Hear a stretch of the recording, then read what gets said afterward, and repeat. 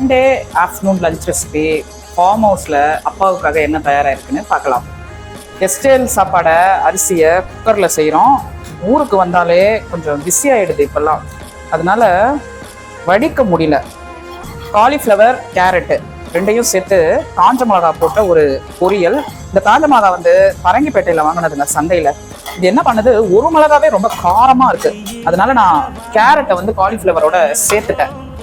மண் சட்டியில் பாரம்பரிய முறையில் களி நடுலையே வேர் நண்டுன்னு சொல்லுவாங்க, அதை போட்டு நான் கத்திரிக்காய் முருங்கைக்காய் போட்ட குழம்பு செஞ்சுருக்கேன்.